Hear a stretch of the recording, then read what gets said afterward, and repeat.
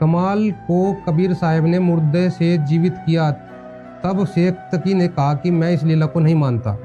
मेरी बेटी 8 दिन से कब्र में मरी पड़ी है, यदि आप उसको जीवित करें तो मुझे विश्वास हो।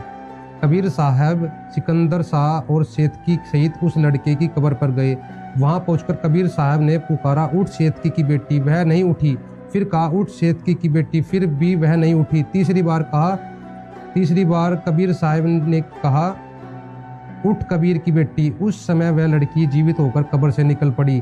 अब मैं कबीर साहब की बेटी हूँ, अब मैं इनके साथ रहा करूँगी। वही लड़की कबीर साहब की बेटी प्रसिद्ध कहलाई, कबीर साहब की बेटी प्रसिद्ध हुई। तो हमने आपको प्रमाणित करके दिखाया, कबीर साहब की ना कोई स्त्री थी, ना ही उनके कोई बच्चे थे, ना ही उन्होंने गर्भ से जन्म लिया। जो है कबीर साहब जो है जो कबीर। और यहाँ पर एक बात और साबित होती है, कुरान के अंदर लिखा हुआ है, वो जो अल्लाह है वो मुर्दे तक को जीवित कर देता है। यानी कुरान की एक लाइन में ये भी आता है कि अल्लाह जो है मुर्दे तक को जीवित कर देता है। यहाँ पर हमने कबीर साहब ने एक लाइन को और पास कर दिया कुरान की, यहाँ पर मुर्दे तक को जीवित करके दिखा दिया। तो जितने भी संसार में लोग होते हैं वो मरते हैं, और कबीर साहब मरे हुए को जिंदा करते हैं, यानी जीवित करते हैं। ये भी एक अपने आप में अलग पर्सनालिटी है कबीर साहब की, मुर्दों को जीवित करना।